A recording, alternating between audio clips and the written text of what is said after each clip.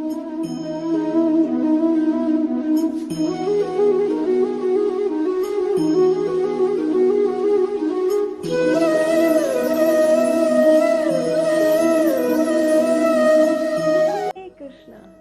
जो हम कथा सुनने जा रहे हैं वे कथा है वत्सासुर का वध।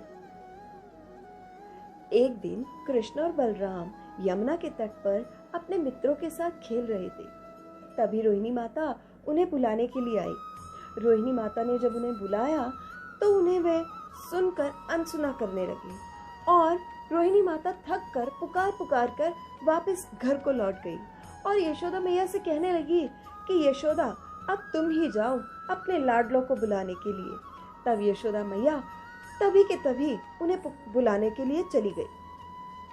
तब मैया कृष्ण से कहने लगी कि सुनो कृष्ण, अब कलेवे का समय हो चुका है, तुम बहुत गंदे भी हो चुके हो, तुम अब स्नान करो और कलेवे के लिए घर लौटो।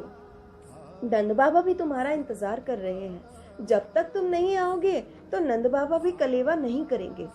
जब कृष्ण ने ये बात सुनी तो वे जाने के लिए तैयार हो गए, परंतु उनके मित्रों ने उन्हें धमकाया कि कृष्ण, अब तुम जाने के लिए तैयार हो गए जब हमारा खेल चरम सीमा पर है और आगे से हम तुमको अपने साथ खेलने नहीं देंगे। कृष्ण डर गए और रुक गए। उन्होंने कहा कि मैया आप जाओ, मैं अभी आता हूँ। तब माता यशोदा ने सारे बालकों को डांटा और कृष्ण से कहने लगी, क्या तुम्हारा कोई घर बार नहीं? तुम क्या एक राह चलते हुए बालक हो? चलो घर चलो, स्नान करो, सुंदर वस्त्र पहनो।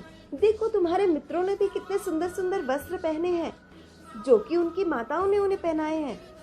आज तो तुम्हारा जन्मदिन भी है, तो तुम्हें आज गौएं दान करनी है और तुम्हें अभी के अभी घर चलना पड़ेगा।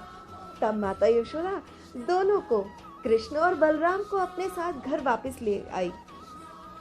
जो ब्रह्मा और शिव द्वारा पूजित हैं, उन्हें यशोदा मैया डांट कर घर ले आई और उनसे घर जाकर गौएं दान करवाई। इस प्रकार भगवान श्री कृष्ण का जन्मदिन मनाया गया। इस घटना के पश्चात नंद महाराज और वृंदावन के वयोवृद्ध ग्वाले सभी एक जगह एकत्रित हुए और सभी ने परामर्श दिया कि हमें यहाँ से कहीं और चले जाना चाहिए। उपनंद ने भी यही बात कही, मित्रों हमें अब यहाँ से कहीं और चले जाना चाहिए। देखो रोज रोज नए नए असुर आकर नन्हे नन्हे बालकों को नुकसान पहुंचाते हैं। जैसे पूतना, जैसे बवंडर के रूप में आया हुआ असुर, ये तो भगवान हरि की कृपा है कि ये बालक बच गए, नहीं तो ये असुर तो नन्हे बालकों को नुकसान पहुंचा ही देते। तो हमें वृंदावन की ओर प्रस्थान करना चाहिए। वृंदावन में हरे हरे पौधे हैं जो कि हमारी गायों के लिए चारा उपलब्ध करा देंगे। तभी सभी मान गए और सभी अपने गृहस्थी का सामान लेकर अपने छकड़ों पर, अपने बैलगाड़ियों पर भरकर चलने लगे और वृंदावन पहुंच गए। वृंदावन पहुंचने के पश्चात ब्रजवासी शांति और प्रसन्नता की अनुभूति करने लगे। कुछ समय के पश्चात कृष्ण और बलराम कुछ बड़े हुए और उन्हें गौएं संभालने का भार दे दिया गया। उन्हें छोटे बछड़ों को संभालने के लिए कहा गया। तब कन्हैया बांसुरी बजाते और सारी के सारी गौएं और बछड़े अपने आप ही इकट्ठे हो जाते। कभी कभी कन्हैया और बलराम दोनों मिलकर सांड और गौओं की नकल करते। कभी कभी कंबल ओढ़कर खुद ही बैल बन जाते।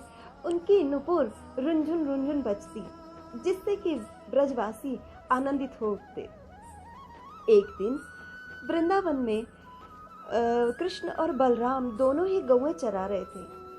तभी वहां वत्सासुर नाम का राक्षस बछड़े का रूप धारण करके सारे बछड़ों के साथ मिल गया। उसका उद्देश्य कृष्ण और बलराम को मारना था, परंतु कृष्ण और बलराम ने उन्हें पहचान लिया और वे उनके साथ खेलने लगे। जब वत्सासुर धीरे धीरे बछड़ों से निकलकर बाहर निकलने लगा, तब कृष्ण और बलराम ने उसका पीछा किया। जब उन्होंने उसका पीछा किया तो कृष्ण ने चुपके से जाकर वत्सासुर की पिछली टांगों को पकड़ा और घुमा कर उसे वृक्ष के ऊपर फेंक दिया। जब वृक्ष के ऊपर फेंका, वृक्ष के गिरने के पश्चात वह मर गया। वत्सासुर जब नीचे गिरा तो वह मरा हुआ था। सभी ने उसे देखा और कृष्ण के मित्र आए और कहने लगे, अरे वाह कृष्ण, तुमने कितना अच्छा किया, एक और असुर का तुमने मार दिया, कितना अच्छा किया, बहुत मज़ा आया। चाहे कोई मित्र हो चाहे कोई शत्रु हो, जो भगवान का नाम लेता है भगवान को उसका उद्धार करना ही पड़ता है, क्योंकि भगवान भक्त वत्सल है। भगवान का जो भी नाम लेगा उसका उद्धार भगवान को करना ही पड़ेगा। इसी प्रकार वृंदावन में भगवान ने कई असुरों का उद्धार किया। तो अगली कथा जो हम सुनेंगे वह है बकासुर का वध। आज के लिए इतना ही। आशा करते हैं कि आपको ये कथा भी पसंद आए। हरे कृष्णा।